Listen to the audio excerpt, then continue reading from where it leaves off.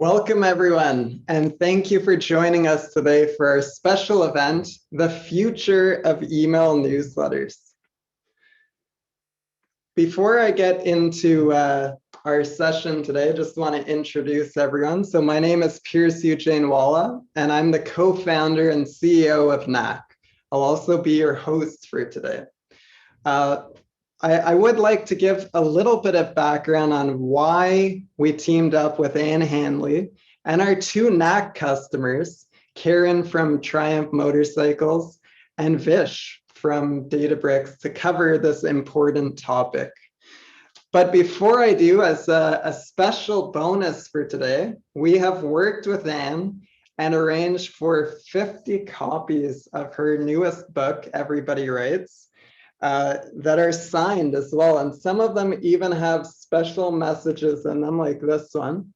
This book will make you smarter and more attractive. And I personally can use help in both of those areas. So it's great to have these. So we are going to be giving out 50 of these books.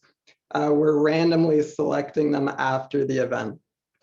But we want to make this as interactive as possible. So please add your questions in the QA tab down below. And yes, maybe you'll get a book. Everyone, 50 people will get books. So at NAC, our mission is to help marketers make better emails. We pulled some data from our platform and found that our customers had built over 10,000 email newsletters. So it's definitely a topic that is near and dear to our hearts. And at NAC, we believe there's 4 core components to every successful email. So your audience, who are you sending to? The design, how does that email look? The content, what's in there? How are you going to engage your audience? And then the technology that you use to put it all together. Today, we're going to give you tips on all 4 of these with an intentional focus on content and technology. But I'd love to start just with a very quick story about how I got introduced to Ann Handley. So I actually started my marketing career in campaign operations at IBM. So my job was to assemble all of the emails in our marketing automation platform. I had teams of designers, developers, and copywriters who provided everything I needed to put together world-class emails. I then moved to a much smaller 70-person startup where I was the marketing department. I quickly realized that it was a lot harder to put together a really good email than I thought. And that's when I realized I needed to buy Ann's book, Content Rules.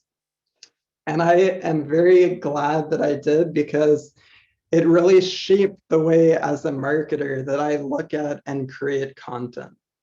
So you can see this is a receipt from the book. I think it's the best $9 I ever spent back in like 2010. So fast forward 10 years later, and I was speaking at a local entrepreneur event where Ann was doing the keynote. And as I sat in the audience, I realized I had forgotten a lot of those core principles that I had learned in the book, and that every marketer needs to hear these things because they are just so awesome and really help. So with that, I'm very excited today to introduce our first customer speaker, who she doesn't really need an introduction, but I'll do my best on one anyways. So Ann Handley is a Wall Street Journal best-selling author. She's the Chief Content Officer at Marketing Profs, and she was named by IBM as one of the 7 people shaping modern marketing. She is the creator and author of Total Anarchy, her email newsletter that has over 40,000 subscribers. So I cannot think of anyone better to talk to us about newsletters today than Ann. So Ann, please take it away. Thank you so much, Pierce, for that generous introduction. I really appreciated that. And holy wow, I can't believe you still have that receipt, by the way. It's incredible. So awesome. It's really awesome also to see so many friends in the audience today. And as I switch over to sharing my own screen, I want to put up a, there we go. Thank you, Pierce. This is so I can actually switch over and do this. There's a lot of technology going on in the back here. And I'm impressed by your drawings. Okay, and boom. Yeah, we got it. So thank you, Pierce. Yeah, you want, I can send this to you and you can use it as like a passport photo if you want, because it seems like it's. Yeah, I'm already looking more attractive there. I promised you. All right, so hello everyone. It's such a joy to be here. As I said, I saw some friends in the audience today, so thank you so much. I really appreciate you showing up. And yeah, so let's just dig in. We're gonna have some fun. So we live in an incredibly, ridiculously busy world, right? This is what happens of every minute of every day. This is the 2020 data from Domo that shows us what happens every minute of every day. And this is actually before Clubhouse came on the scene, which is a great place to sink a lot of time if you've got a lot of time. So this is what happens every minute of every day. Lots and lots going on. And from a marketer standpoint, lots and lots of competition for our customers, our prospects' attention. So this is the data slide. This is for all of you data folks in the audience. Big believer in data, love data. But also, this is also the story that shows what's really going on, right? I mean, have you been to a party like this recently? And this says party, by the way, but this is actually my house at dinner last Sunday. And I have teenagers, and so I know it was a Sunday because a Sunday is Sequin Day at our house. It's Sequin Sunday, so that's how I know. We are habitually distracted, right? We're all sort of evolving into this state, you know, so much Zoom meetings, so many Zoom meetings going on, Zoom school in the background, all kinds of things that are a distraction to us. So this is how I think about, or how so many of us are thinking about marketing these days, right? How do we actually break through that wheel of busy, that visual assault of busy? How do we break through and get somebody's attention? But I think in marketing, this is the wrong way to think about drawing attention to us. It's not really, can I have your attention? Instead, it's how can I earn your trust? How can I show you that what I have is valuable to you and that will make your life better? So again, not about your product or service, but about how can I actually fit into the context of your life? How can I show you that I can make your life a whole lot better? Because this is exactly how our customers are thinking about us when they come to our social channels, when they come to our website, when they read our emails. They're wondering, you know, do they understand my problems best? Are they conveying to us that I can trust them? Are they going to be there long term? And then secondly, the affinity piece. Do I like them? Do they seem like the kind of people that I want to do business with? And I think this affinity piece, this likability, matters way more in marketing than we give it credit for sometimes. I think that our email newsletters are absolutely key to building trust and affinity in the current environment in which we're doing business, especially right now. I'm going to share with you some thoughts that I have developed over the past 3 years. 3 years ago, I launched my own email newsletter. It's called Total Anarchy. And every other Sunday, it comes out and it shares my thoughts about writing and creativity and marketing and content. Now, I've been in marketing for forever, actually way even before Pierce went on to Amazon and bought Content Rules. I've been in marketing for over 20 years. So why an email newsletter now, just 3 years ago? Why did I decide to do an email newsletter instead of thinking about maybe, I don't know, a Facebook video series or an Instagram live show or any of the other ways that I have to communicate with my customers or my audience? Why did I choose an email newsletter? Well, it's because first of all, my roots are very much in email at my previous company at ClickZ, we started one of the first email marketing conferences. Marketing Profs, my current company, is we're all in on email. We've literally built the business on email newsletters and on email marketing. And so it was an area that I was very comfortable with. But of course, as you go along in your career, you touch things less, right? I became less and less involved with the email newsletter at Marketing Profs. And so I wanted to understand really from a 2020 perspective, 2021 perspective, what actually works in email these days? How do we actually connect with audiences to build that trust and affinity? And so I've learned a whole lot about what works in email newsletters, particularly from a writing standpoint. And over the past 3 years, I've grown it exponentially. I get tons of great feedback on it. This from Jason Skinner, who talked about how my newsletter is one of the few newsletters worth giving up your email address for. Ann Brennan talked about how much she has learned from my email newsletter. And then my friend Gary Stockton also shared this on Instagram. He said he saves them all, which is a little bit stalkery, but also, I appreciate it. I'm not flexing here. This is not like a flex just to show you how amazing my email newsletter is. Instead, what I'm sharing with you, why I'm sharing this with you, is because I just want you to know how much I really thought about how do you create an email newsletter that drives business, that connects with your audience? How do you build a newsletter that people love and will share with others, that we'll talk about on social media? So let's talk about what I see as the sort of immense opportunity of our email newsletter specifically. The first is that your newsletter is very much the OG, right? It's very much the original gangsta, but it's also your most valuable player. And I think in marketing, very often we are undervaluing our ability with the email newsletter, to use the email newsletter as a way to connect with our audience. A study by Edelman earlier this year said that 65% of us say that a brand's response in a crisis, particularly in a pandemic, will have an impact on the likelihood of purchasing in the future, right? So how we behave right now through all of our marketing has repercussions long term. So what we do now has repercussions years from now. The content that we produce is the very thing that builds that connection and that I think can express that compassion. All of these things are key to building trust with our audience and to creating that trust and affinity kind of matrix, right? Now, I know some of you might be worried about this gal because you're thinking like, oh my God, but like no one is there to catch her. Like she's not even wearing a helmet, but like, here's the thing. She keeps getting back up again, right? She like falls, but gets right back up again. So, she's okay. She's going to be all right. Don't worry. I've watched this many, many times and she always gets back up again. So no worries. Why do I believe so strongly in email as the ability to build that compassion, to convey that compassion and to build that connection?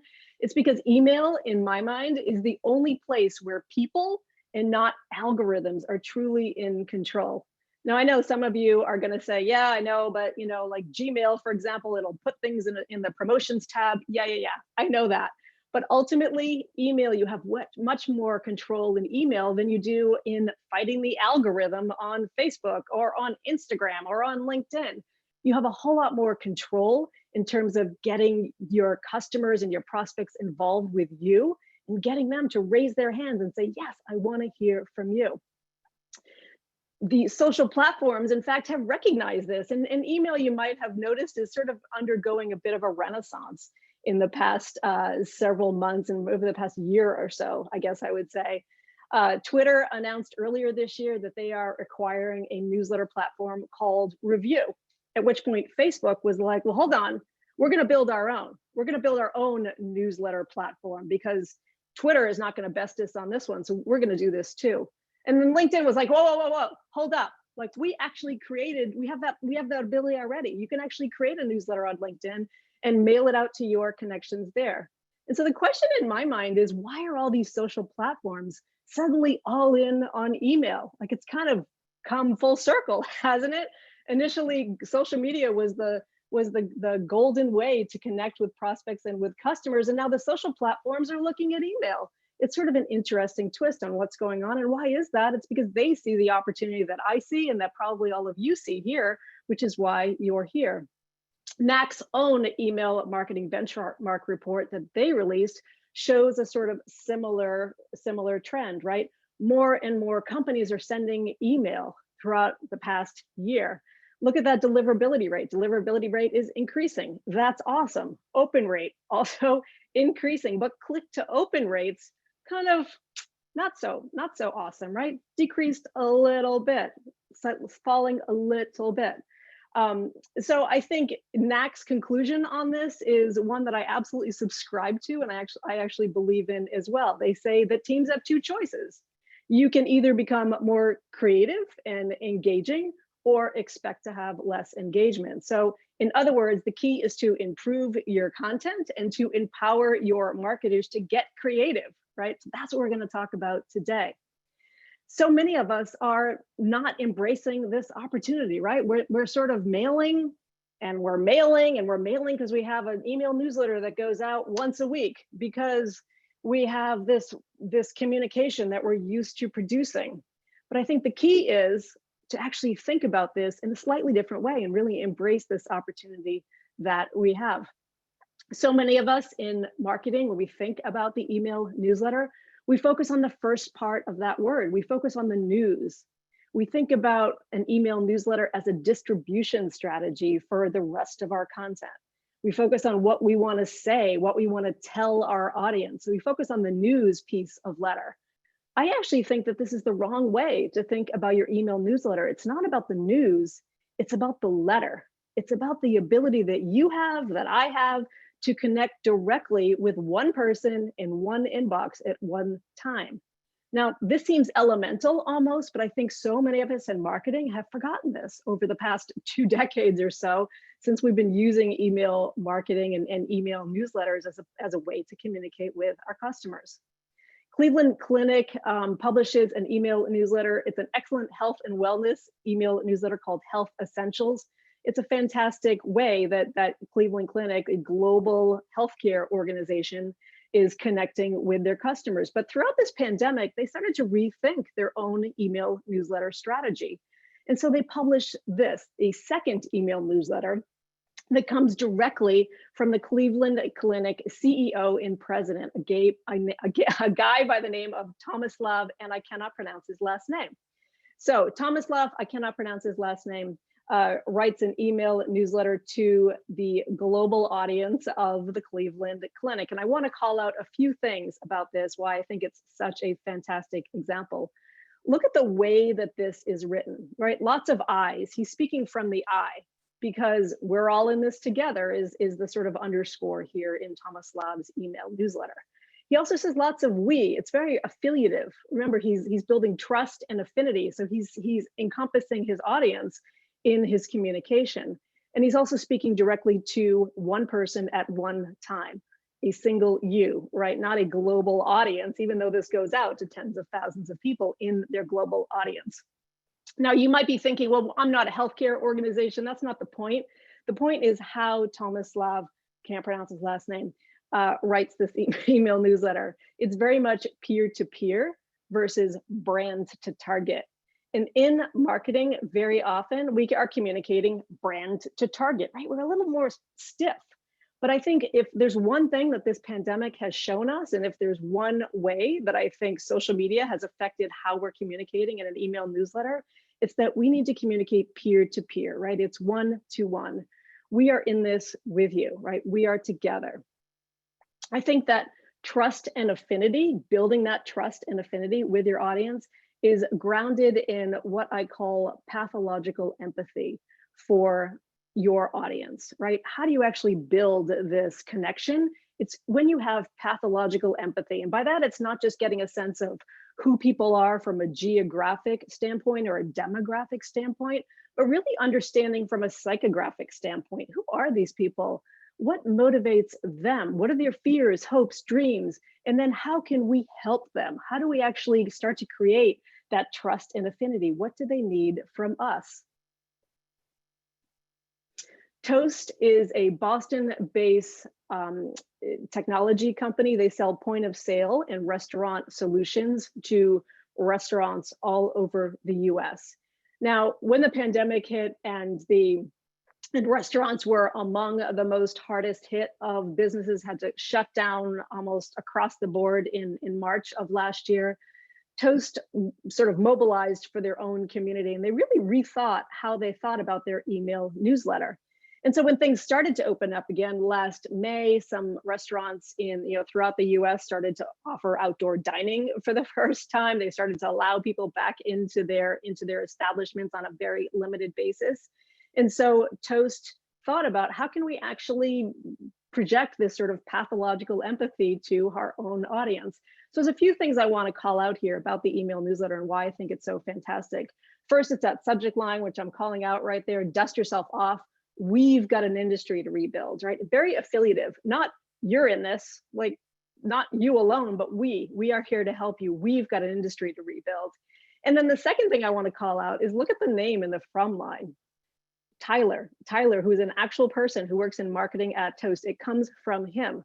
Toast is a unicorn company worth billions, but Tyler, one guy, works in marketing, communicates with the Toast audience. It's a fantastic example, I think, of really respecting that ability to communicate with one person at one time.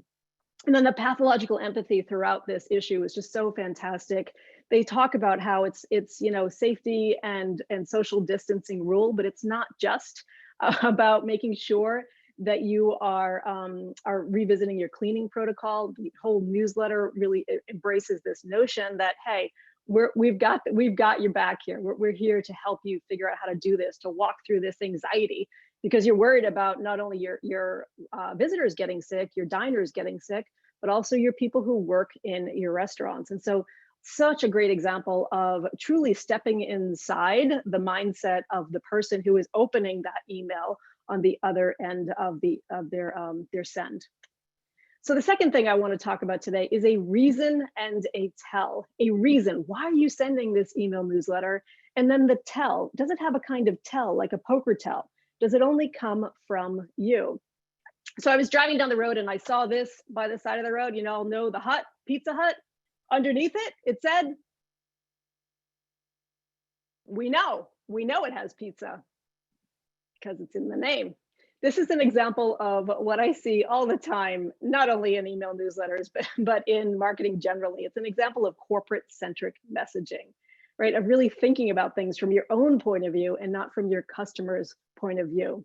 So think about your own reason for sending your email newsletter. Why are you doing it? Very often in marketing, we start with, again, this distribution strategy, the news piece of it. We think we need an email newsletter to increase engagement, to connect with our audience, but that's our reasons, right? So think about it from a marketing standpoint, but then take it to the next level. But what does our audience need from us? What do they need from us? And what can only we give them? And how can we sound different? So Recruiting Brain Food is a publication, is an email newsletter that's published by Handley. Hung is the CEO of Workshape.io. Workshape.io is a sort of Tinder for data scientists. If you're looking for a job and you are a data scientist, Workshape.io can sort of connect you. If you're a company looking for a data science, Workshop.io can connect you as well. So his reason for publishing Recruiting Brain Food by Workshape.io is that he wanted to create a trusted resource for how the digital world is changing HR and recruiting, which is the market he serves, right? The customers he serves. And the way that he writes it, the tell of this is, it could only come from Handley, right? It's not coming from any other HR platform out there, job matching platform. It's personable, not personal, it's personable. You can tell it's written by him, but it's not overly personal because this is a B2B professional publication, right? And so he does a nice thing where he makes a distinction between making it personable, so it's clear it's by a person, without being the sort of overshare, right? And the second thing that he does super well is he contextualizes the links and the pieces in his newsletter that he shares. So it's curation, but it's contextualized. So he doesn't just say, here's a bunch of links. He says why these links matter. Again, written very much in his voice. And he also includes some sort of surprising news elements in there. because he wants to not just share what's going on in the world of HR and recruiting, but he wants to share world events as well. He also writes it in a very relatable, obvious voice. And by obvious voice, I mean, you know, if I close my eyes, I can hear his voice. I can tell it's from him. It's never neutral either. You're super clear on how he feels about certain things. Why does he share those news events, by the way? He said, because politics and world events cannot be separated from a topic like recruiting. It affects recruiting more broadly. All right, so my third point here, and Handley is a really great example of this, of a brand having a person as the sort of anchor host of their email newsletter. So when you think about an email newsletter, don't just think about a writer, think about somebody who is basically hosting it, who is almost like a news anchor for your email newsletter. In June of 2020, the New York Times rethought the way that they are publishing their own morning email newsletter. And for the first time ever, their morning email newsletter, instead of coming from the New York Times, comes from this guy, David Leonhardt. And every morning I get an email from David Leonhardt in which he shares the news with me through the lens of David, essentially. Now, he is very much a representative of the New York Times, but at the same time, it sort of humanizes his approach, right? It humanizes the New York Times and packages the news in very accessible human ways. Now you might be thinking, all right, but they're the New York Times, for Pete's sake. Like, what am I supposed to do from that? A major news publishing organization. But it's the approach that he takes, right? It's very much of a letter and not news. Anand Sanwal, who runs a data technology company in New York City called CB Insights, does something very similar. He is the anchor host for his own email newsletter, or for the CB Insights email newsletter. And every morning when I get the email newsletter from CB Insights, he starts with a friendly, hey there, and he ends it with an, I love you. Anand Sanwal loves me. And if you subscribe, he'll love you too. I think that his chatty, personable approach is in partly what's driving the growth of this email newsletter. It's almost the central thing that they do in their marketing, and it's grown exponentially over the past 11 years. There's another thing that I want to call out on this, though, and I've touched on it in the past few minutes here too. This email newsletter does not come from data at CB Insights or newsletter at CB Insights. It comes from his actual email address, which I think is fantastic, right? And so I'm not sure that that's actually his email address. I'm sure it's a proxy. I'm sure it's monitored differently than his own personal email address, but it feels very different, right? There's sort of a whole different feel to it. I think that if your brand is to thrive in, I'm stuck in 2020. God knows, like, that year needs to end. Okay, so if your brand is to thrive in 2021, I think it's important to show your face. You've got to give your brand a face. You've got to show the people behind it. I think that's a way to convey this sort of pathological empathy. It's also a way to have a non-neutral voice, to not communicate brand to target, but peer to peer. And we all have this sort of marketing voice, like the marketers on my team, when they sit down to write an email, it's like they turn into like bots immediately. Like they sort of try to sound like marketers, but that's like what we got to drop. I've got one too. If you were to read the first drafts of my own work, you'd be like, God, is she a marketer? Like, it's just not good, right? It's not, so you've got to lose that marketing voice. Warren Buffett is the chairman of Berkshire Hathaway. And every year, Warren Buffett writes a letter to shareholders. It goes out in February. It just happened a couple of weeks ago. He writes a letter that goes to tens of thousands of Berkshire Hathaway shareholders. And the way that he writes it is so wonderful. He conveys complex financial topics in very simple terms. And as a result, it makes his whole letter and the whole business very accessible. And yet it's also a little playful. He puts some playful elements in there. Tens of thousands of shareholders get Warren Buffett's letter, but more than that, the press dissects it every year. They try to figure out, what does Warren Buffett think about the state of industry, the state of the economy in any given year. It gets tons and tons of play, tons and tons of coverage.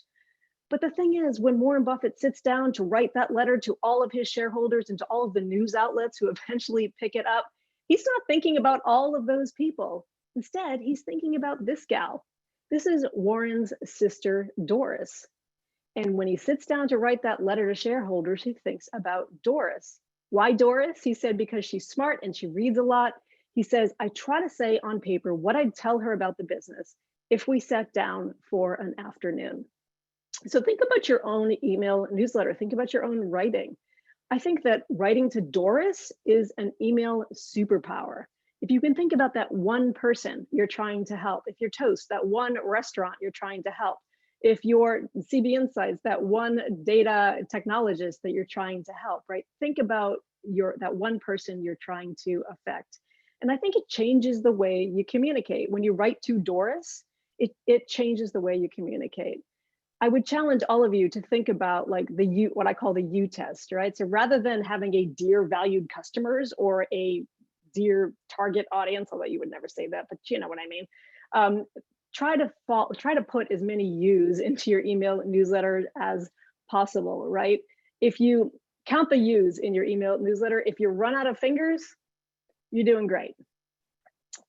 I also think that when you write to Doris, it forces you to have context, right? So it's not, this is a thing that we're blasting this segment about, which is sort of a marketer point of view. Instead, it's a useful thing that I want to tell you about that could only come from me. It changes the way you communicate. I also think when you think about writing to Doris, the more specific you can be in your writing, ultimately, the more relatable your marketing will be, the more relatable marketer you'll become. So one of my favorite email newsletters comes from an unlikely source. This is the email newsletter that's published by the Pittsburgh International Airport. This is, as far as I know, it's absolutely the only airport email newsletter that I subscribe to. I don't even live in Pittsburgh. I've never even been to the Pittsburgh airport, but I love this email newsletter so much because it's so quirky and it conveys such a personality just about the airport of all things. Fantastic. So here's a thing from here's a piece from from one of its recent email newsletters. They're inviting people who live and work in the Pittsburgh area or who have visited Pittsburgh to share some photos, maybe photos that they've taken from descent or liftoff at the Pittsburgh airport. And so Matt Nystein, who wrote this piece, says, for our initial entry, we readily admit to our hometown bias in choosing Matt Grossman's photo of our beautiful Steel City. You can see it there in the background. It's taken from a Piper Warrior airplane that took off from Butler Regional Airport, just north of the Pittsburgh airport. We hope yins understand. And so I read that and I thought, what's yins? Like, what does that actually mean? I don't even know what that word is. I don't live in Pittsburgh. I've never visited Pittsburgh, like I said. But here's the thing, it's such a regionalism, right? And so what Matt is doing, yins actually is in Western Pennsylvania. It means you. How yins guys doing, right? It's sort of a slang, Western Pennsylvania slang for you. And so why am I calling that out? Because he's signaling it's sort of an insidery kind of thing to people in Pittsburgh, right? Fantastic example, I think, of embracing the opportunity to play with language a little bit in a way that's meaningful to your audience. I would challenge you, it's something I think about all the time with my own work. If you were to cover up the from line, if the from line were to fall off your email newsletter totally, would you know it's yours? Does it sound like you, like your brand? Does it sound like it comes from a person, written to one person? All right, my fifth point here is setting expectations and belonging. The great Greek philosopher Pinterest, some of you might know his work, said that you never get a second chance to make a first impression. It's true, it's absolutely true. 57% of brands send welcome emails, just 57%, which is extraordinary, isn't it? Because they generate 4 times more opens. They are responsible for 3 times as many transactions.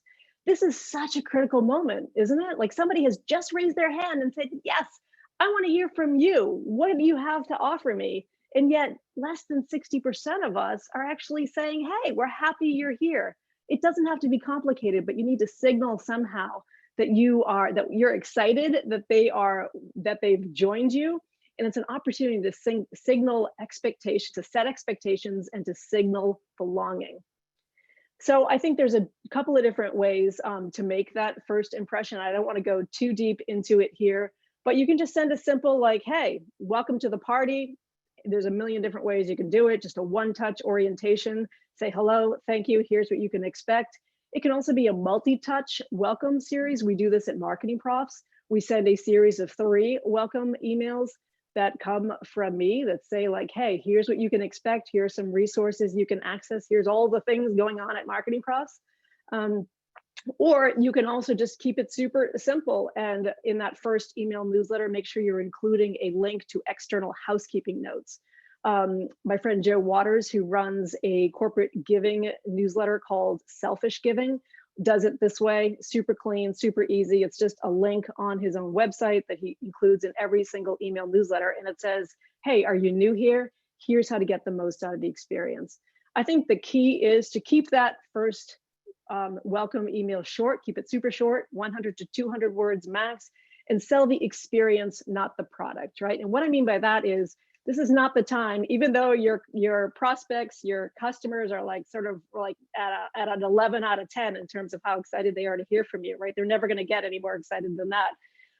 The temptation is to just like go right in and give them a coupon and sell the product. But I think it's really important to establish that relationship, especially in the B2B space. So I want to share a little bit about how I do this. When you subscribe to my newsletter at annhandley.com/newsletter, you'll get an automatically generated welcome email that comes back. 67% of my subscribers open that. 43% of the subscribers actually click through. I include some best of links at the bottom of it. And then 31% hit reply. And the reason why they hit reply is because I invite them to do so. And so I want to just walk you through a little bit about the thinking, the strategic thinking that goes into this. First of all, that subject line is like an emoji. Hi, welcome. I have a question for you, is what the subject line says. And then it says, hi, friend. Now, why do I do it that way? It's because I'm establishing tone right away, right? I'm trying to make it friendly, accessible, definitely welcoming, but I'm trying to set it up immediately as I care about you. The second thing is I want to set expectations. I tell people immediately what they'll get. Every other Sunday, you'll get new writing, useful ideas, fresh links, and high-spirited shenanigans, right? So I'm setting expectations for what can you expect. But then this is the important piece of it down here, the easy ask. Tell me about you. Now, I do this for 2 reasons. Number one, because I genuinely want to know what is it that people want to know from me that helps inform the content down the line. But the second reason I do that is because when they hit reply and tell me automatically, it will seed it into their priority inbox on Gmail. A lot of my folks are on Gmail. It'll also increase the likelihood that it will ever end up in spam, right? So I want to try to avoid that spam. So if you can get people to respond to that email, and it will increase the likelihood that that won't happen. Bottom line is set that tone for being relatable, give people a sense of the people behind, and make it more reciprocal, right? Ask them, what do you want from me? I'm amazed at the number of people who will respond to my welcome email and just say like, wow, no one's ever asked me that before. Like, here's what led me here. And even if they don't necessarily have a specific question or a specific ask, I think it just sets the tone for the relationship down the road. All right, my sixth and almost final point, no, I think I have 7. Almost, we're getting close to the end, is to think about your email newsletter as a bridge, not a tower. Think about using it as an opportunity to build relationships in other areas as well with your own audience. So the Daily Skim does this beautifully. They call out their members in the very bottom of their email newsletter, and in every issue, the Skim invites you to click there. When you click there, it takes you to a Google form. You have something you want to celebrate. You have a birthday coming up. You can just input it there with a chance to be featured in a future issue of the Skim. I really love the way that the Daily Carnage creates a bridge and not a silo from their own email newsletter. What you're looking at here is the email sorry, is the Facebook group for the Daily Carnage email newsletter. Now, the Daily Carnage email newsletter is published by an agency in Pennsylvania called Carney. Carney is a small agency, but they have built this tremendous community around their email newsletter because they're using that email newsletter as a cornerstone of their marketing.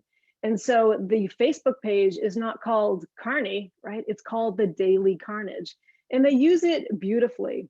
What you're looking at here is back at the email newsletter, they take conversations that are happening in the Facebook group, in the community around the email newsletter, and putting it back into the newsletter itself. So every Friday, they feature reader questions that are gleaned from the Facebook group, right? So it becomes a sort of ecosystem that isn't just about a Facebook group, and it's not just about an email newsletter. Instead, it's wonderfully integrated. It's much more of a loop. All right, my seventh, and I promise final point here today, is having Netflix-like momentum. How do you build momentum for your email newsletter reader? Now you might be thinking, we're not, like, what does that even mean? Like, how do you build momentum with your email newsletter? We're a newsletter, for God's sakes, you know, we're not Breaking Bad. But I think there's a few ways that you can build reader momentum with your email newsletter. The first is to think about open loops. And just to give you an example of what an open loop is and how it might play out in an email newsletter, what you're looking at here is Morning Brew. It's a news email newsletter that's published once a day that gives the day's news, essentially. And it starts on this day in January with a good morning. They talk about that today is the 40th anniversary of the Rubik's Cube International debut. Can you name the 6 colors of the classic Rubik's Cube? Can you? I don't know. You got to scroll to the bottom, right? And then it says, in the meantime, they talk about what else you can find in this day's newsletter, right? Apple earnings, historic deficits, transatlantic squabbles, et cetera, et cetera. Scroll to the bottom to find out those 6 colors. That's one way to create momentum. Another way to create momentum is through pattern breaks. So think about creating pattern breaks in your email newsletter. Retail Brew, a sister publication to Morning Brew, does this incredibly well, in which this email newsletter is long. It's a solid 2,000 words, but look at the way that they allow the reader to access it, right? Tons of subheads, right? Tons of bolding. Nothing is longer than maybe a sentence or two, right? No paragraph is longer than a sentence or two. It's inherently scrollable, right? The whole way through. And as a result, 2,000 words doesn't feel like 2,000 words. You can skim it easily, you can access it easily. They have very, very sharp headlines that tells you exactly what you're getting into with each segment. They use compelling images, sometimes GIFs or GIFs, depending on what side of the argument you're on with that. And they have what I call clear copy hierarchy, right? So there's a structure to what you're reading that repeats day in and day out with Retail Brew. So it's a way to make, to build momentum for the reader when they access your email newsletter. It doesn't feel like this big chunk of text. It's predictable. It's the same every day. And finally, think about scroll magnets at the bottom of your email newsletter. Put something at the bottom that's kind of fun, that's kind of interesting, that people will come to anticipate. In my own email newsletter, that's where I put the department of shenanigans, I call it. There's always something funny or weird or something interesting down there. And I want to share how Phrasee does it. Phrasee is a language accessibility company based in the UK, and there's so much about this email newsletter that I really love. But one of the things that I really love about it is how they put this scroll magnet at the bottom, and it's just fun. It's just fun and funny. Our crack team of linguists recently researched puns, they say, specifically which ones people find funny. They drew a representative sample of 10 puns and showed them to 1,000 people to see which ones made them laugh. Sadly, no pun in 10 did. Get it? Like, no pun intended. No pun intended. I don't know. I thought it was good. I thought it was fun. I talked to Parry Mom, who's the Phrasee CEO, who, by the way, writes this email newsletter. And he said to me that since COVID, we focused even more on making these sort of fun puns and dumb jokes. He said, because the world is so depressing these days, so heavy very often, and everything is so serious. mired in existential doom and gloom. And so Perry is saying, let's just lighten things up a little bit. Let's make them feel more personable. Let's make them feel more human. Let's remind people that we're here, again, building that trust and affinity. All right, so wrapping up here today this is a good one to screenshot if you want to screen shoot this. The most important part of the newsletter is the letter. Make sure you have a reason and infuse it with a tell. Anoint that anchor host, have a non-neutral voice, set expectations and signal belonging to your readers. Build a bridge, not a tower, and think about how you can adopt some Netflix elements in your own email newsletter with the goal to build truth, right? To tell that truth over time, to build that trust and affinity. Thank you so much. I hope you're all doing great. I hope you're all okay. And I hope to see you at some point very soon, hopefully maybe in a post-COVID world when we could actually be in the same room together. And with that, I think I'm going to turn it over to you, Pierce. Is that right? Thank you, Anne, so much. It was amazing. I asked everyone in an email yesterday what they hope to learn from today's session, and people said, I'd be happy if I could just walk away with one thing. And I don't know about everyone else, but I have a list of like 40 that are amazing. And I'm really excited to go back to our own newsletter now and figure out how we can incorporate a lot of what you talked about. So thank you so much for being part of this today. And this would be a good time just to encourage everyone to ask their questions in the Q&A. We are going to try and do a Q&A at the end here. And first, we've got our first NAC customer speaker. And so I would like to introduce Karen Knight. Karen is from Triumph Motorcycles, and Triumph is widely regarded to be one of the world's oldest and most iconic motorcycle brands. Karen is the global CRM campaign manager, and she's been with the company for 5 years, but has 15 years of marketing experience.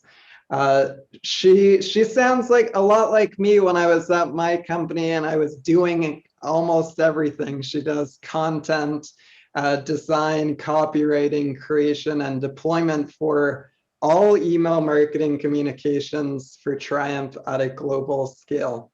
And today, she's going to be talking to us about how Triumph launched a brand new motorcycle called the Trident and how email marketing played a critical role. So with that, I'll pass things over to Karen and take it away. Thank you. Hello, everyone. I'm just going to load my slides up and share my screen, and we'll start.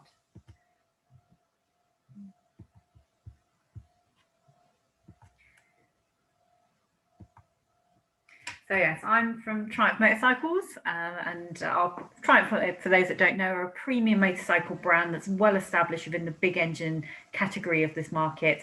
Our average sale price is around £11,500, just to put that into context for you. Today, I want to share with you one of our most recent campaigns for the Triumph Trident. It's a 660 engine model, which has seen Triumph moving into a smaller engine segment, a category that we weren't already established in.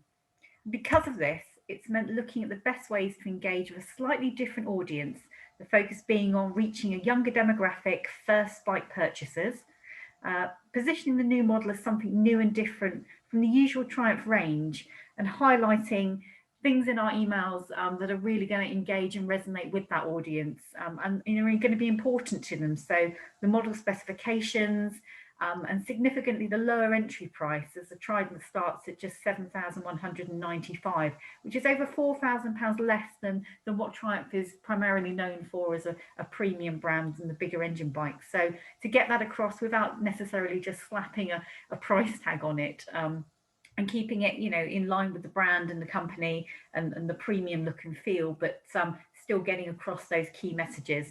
So this was done for a series of email communications using more visual moving assets to capture the viewer's attention, including rotating GIFs, countdown timers, short video clips that we felt would really resonate with a younger audience and stand out on a busy platform.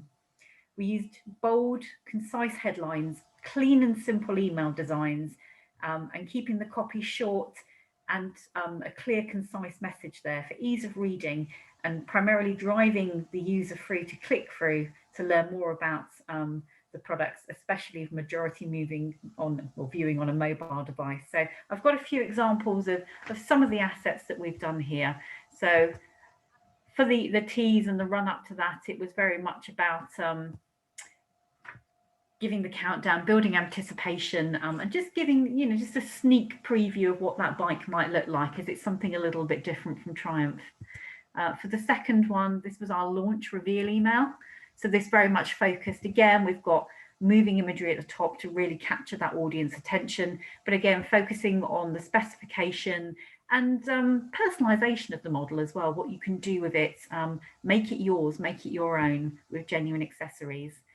And then we have a follow-on campaign as well. Our social channels and our PR obviously have the same singular message, and we drive our traffic through to our website to encourage our visitors to provide data capture and find out more about our models, placing them into our nurture campaign funnel to receive a series of additional emails, which includes sound bites and build your own bike using our online configurator. And this final slide here is an example of what we do with that. So this was, again, using visual. It's a thrilling sound bite. Unfortunately, I can't share the sound with you, but it does go through, and it's, you can listen to the engine roar on there. So feel free to check out our website afterwards, where that will take you to. Our campaigns run globally, as you know, we run across 22 markets and deliver to around over 500,000 contacts. So creating designs that resonate on a global scale is paramount to us, and having the right tools to allow our email communications to be created quickly in multiple languages while retaining the right on-brand look is a big part of that success for our global campaigns. A shameless plug here for NAC, sorry, but it's got to be said. NAC has been a great platform for helping us do this, and something that's been well received when we've rolled it out across our markets, enabling them to build their own local follow-on campaigns, as well as providing that flexibility to me to tailor our global reveals that we currently run. It gives our markets the ability to create their own campaigns, incredibly important to us as business, as we move many restrictions that we face, you know, down to translations and languages, working with 22 global countries. As things such as specification and pricing, reveal timings can often vary by market, having that ability to remove blocks and set formatting differently to tailor to each market requirement is a big advantage when we're building our email communications. I mean, Germany for us is a great example of that. The text is normally significantly longer than that of the UK text, so having flexible formatting is key to our global delivery. The NAP platform as well removes the need for each country to have to provide translation to us centrally, and greatly reduces the time and amount of handling needed for each email to be created. I mean, everything you see on screen here, we do 22 different versions of it, you know, with different URL links in it, and often has different copy, different translations and different requirements. So it makes it even more streamlined and efficient, a channel to market, by allowing our other markets to be able to build their own. Okay, so the proof of success is always within the results, and the Trident campaign has seen exceptional response levels for open and click-through rates, which I'm sharing with you tonight. We exceed automotive industry average benchmarks when you compare that to data supplied, and this is supplied by Smart Insight, published on the 9th of March 2021. It's clear to see we have a loyal customer following when you look at our open rates, which is something we do see regularly of our brand emails. The Trident, for example, has had an open rate of 38.1% on our reveal email. That's 28.38% higher than the industry benchmark. The engagement of our email content is shown by the click-through rate, and this campaign achieved 13.2%, again exceeding the automotive industry benchmark by 3.72%. For those prospects that signed up for our website to be kept informed and went on to go into our nurture campaign stream, engagement levels accelerated to 71.5% open rate and 48.9% click-through rate, showing exceptionally high engagement with our email content. This is just one campaign. I can't share overall our company averages with you, sadly, but I do hope that gives you a small amount of insight into how we design and deliver our email campaigns at Triumph to drive success for our channel. Thank you. Thank you so much, Karen. Thank you for sharing your story. I all of a sudden, I really want a motorcycle now. But congratulations on the success of that launch. That's fantastic. And thank you for sharing your story. Thank you very much. I would like to now to introduce our second NAC customer speaker. So our next speaker is Vish Gupta from Databricks. Databricks is a really exciting company. They're a leading software company that provides a modern cloud data platform. They're one of the highest valued private companies in tech, and they just completed a $1 billion finance round, leading up to one of the most highly anticipated IPOs. And we are really fortunate to have Vish Gupta, who's the marketing operations manager. And she's going to be sharing how she has scaled marketing operations and email at Databricks through collaboration and self-service.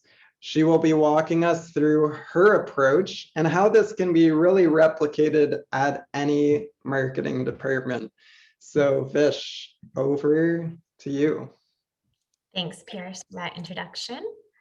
Let me just load my screen. Hopefully everyone can see. All right. So marketers are constantly being asked to increase efficiencies without increasing costs. And we've done it through simple self-service and collaboration. So in my presentation, like Pierce mentioned, I'll walk you through how we did it at Databricks and how you can replicate this at your organization. Before I jump into the rest of my presentation, give me just a few minutes to tell you a little bit about Databricks. So Databricks is the data and AI company. We provide the first Lakehouse, which is a simple platform to unify all of your data analytics and AI workloads. And we serve over 5,000 customers across the globe. So at Databricks, we were trying to do what a lot of marketing operations departments are trying to do. We were trying to move really fast, but we are an operations department. We did not want to break things. So when we sat down and thought about, hey, what is making us really inefficient? What's slowing us down? We came up with 3 key challenges. The first was that we didn't really have a way to allow our teams to create their own emails and landing pages without also burdening them with being in Marketo and WordPress and using a whole host of other tools that we have in our system. Secondly, if somebody had a change, they were responding to customer feedback or product feedback, and they needed to make changes to their landing pages or emails, we would have to add additional time to their build time and delay the amount of time it took for them to get their campaign out the door. And finally, we had a complex approval process for our largest emails. We have some really large conferences and partner events where the emails for those events need to go through approvals of like 10 people. And the way that we were doing it is we would have them request to take it through Asana, which is a project management tool that we use. Then we would have our marketing ops builders create it in Marketo. After they've created it in Marketo, we'd send an email to 10 people, and these 10 people would respond in Asana, in Google Docs, in emails, and then somebody would have to sit there, consolidate that feedback, and make the changes in Marketo, send that test out again. And as you can imagine, this was very tedious. It took a very long time. And when we combined all 3 of these challenges together, we tried to evaluate, is there like an internal process we can do? Is there a tool we already have that will solve this? And we didn't. For us, the solution was to go out and procure a tool. For us, that tool was Knack. So Knack allows you to utilize landing pages and emails in their really easy editing tool without burdening your team with learning Marketo. Then the marketing ops builder just pushes it through to Marketo, and it's very seamless to get it up and running. Similarly, if somebody has a last minute change, even after you've synced it to Marketo, you can have them go in, make that change, and you can push it through, and it doesn't add any time to the build. Finally, my favorite part about the tool is the approval flow. So essentially, Knack has 3 different ways that you can make comments, edits, and approve something. So you send out an email from Knack to your And what they can do when they get that in their inbox is they can instantly approve, and a little green tick mark shows that that person has approved it. Or they can go in, make a comment directly where they want a change in an email, or they can make the edit themselves. And when they're all done, again, they make that green tick mark. And as a builder or a marketing ops professional, you go in, you see all those green tick marks, you know everyone's approved it, and you can push it through. For us, this has saved us up to 4 days of build and, coordinating between our teams for our most complex builds. So in this slide, you can see a few of our early success metrics. I'm not going to go into the first 2 squares because we kind of discussed that in the last slide, but something really interesting that happened recently for us is that we had a use case where somebody needed a newsletter. And this was an opportunity for us to see how could we expand NAC's capabilities to help us work better with different teams than just marketing ops. So what we did is we asked our graphics team to go into NAC. So previously, if somebody had requested a newsletter, what would happen is the graphics team would go into Figma, which is a tool they use, mock it up, send it to us. We would then have to go over it, create it in Marketo, send out tests for Marketo, and it would take us, a week or more to get it into the hands of the builder. With NAC, we were able to have our graphics team go into the tool, create the newsletter from an array of templates that NAC provides, make it more on brand for us, and we were able to get it in the hands of the builder within a matter of days, as opposed to, a week or longer. So net, how did we increase our efficiency without increasing our cost, and how can you do the same thing? So first, we took time to really understand what was slowing us down. Secondly, we evaluated our tech stack and our budget and came up with a solution. And finally, the step we're at now is training, collecting success stories, and getting buy-in for the solution. I'm sure you guys are familiar when you introduce a new tool to a marketing team, it can be a challenge because there's already so many tools to learn. So what's really great is that the training for NAC is already provided. They have a series of videos that we were able to give to our users. And after watching those videos, within a matter of hours, they're able to use the tool efficiently the way we need them to use it. And I've shared a few internal customer success stories with you. We're doing the same with our teams. When we see teams that are having the same challenges we've already solved with this tool, we share that with them in hopes of getting buy-in. And so far, it's been pretty successful. So thanks so much for listening to my presentation, and I hope you're able to replicate this in your org. Thank you so much, Vish. And yeah, it's been amazing to watch your transformation at Databricks and how you've scaled marketing operations and really put that power of email creation back in your marketers' hands. So thank you so much for sharing your story. I know that we are over time already. I really appreciate everybody sticking through this till the end.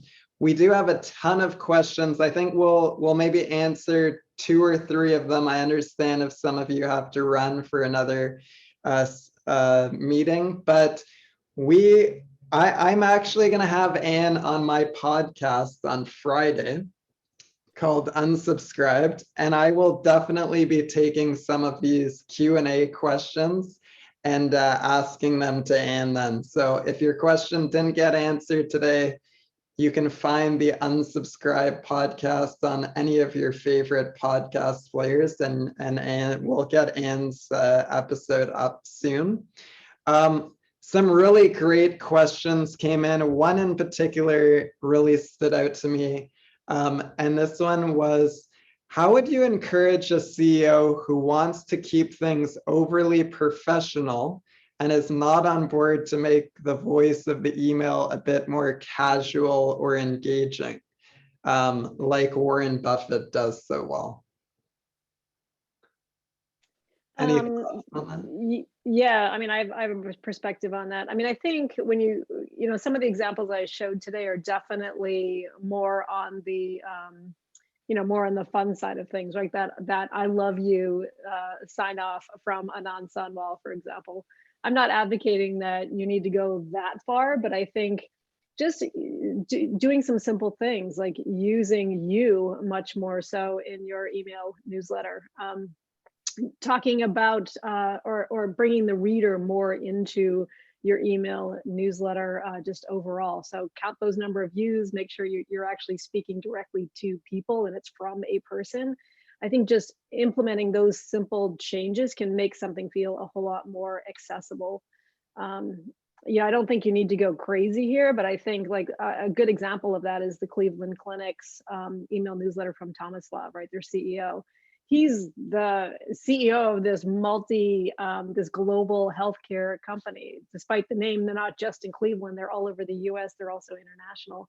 And his email newsletter is, talking about, COVID and surrounding issues around COVID in a very professional way, but it is very accessible, and because he uses you, because he uses us. So just some simple things like that, I think, can really be a game changer. Thanks so much for that, Anne. This next one is a question, I think, for both Vish and Karen, which is, how do you get people on board with a new process like you guys have with your email creation process? You want to go first, Okay, I was going to ask you the same thing. I'll go ahead and go first. So I've had the opportunity to roll out quite a few processes during my time at Databricks. And sometimes, it's hard and people don't like change. For me, I really approach it as before I roll out a process, I really make sure that the current one, I understand why it's not working. So for me, it's a very personalized approach, which it can take a while to scale. But before you roll out a process to a team, it's really important for me that I meet with the team. I understand their challenges. I get the scope of those challenges. And when I propose a process, I don't make it sound final. I make it sound like a collaborative approach. And we work through it together and we alter it. If they don't find what I'm rolling out to be something that's working for them, then it's something that they have feedback on. It's there to benefit them. Awesome. Thank you. And Karen, did you want to add to that? I mean, yeah, everything Vish has just said, but I'd also add about really, sort of highlighting and getting to understand the benefits of it. I mean, the whole point of introducing a new system normally is because it's going to be a beneficial change. And it will, like I said, for us in particular, with the 22 global markets that we work with, it means they don't have to provide translations directly to me. It gives them ownership and control of their own emails that they can build. It's time saving. You can have a dedicated person with users set up in the account. So, and also an approval process as well in there, which Vish covered off in her presentation. So the benefits there, I think, are really important. But as Vish said, very much working. It's not a a solid. You've got to have this. It's we want to make it better and want to make it work for you. And going in with that approach, definitely. Awesome. Well, I want to thank all of our speakers today. I'd love to thank all of the audience who joined us today. I hope everyone found this session to be valuable. Please let us know. We'd love to hear your feedback on, what you liked, what you didn't like, what we can do better. Thank you again so much, everybody. I hope this is going to help everyone make their newsletters better. I'm excited to subscribe to a bunch of new newsletters here, and we hope everyone has a good rest of their day. So cheers. Bye for now.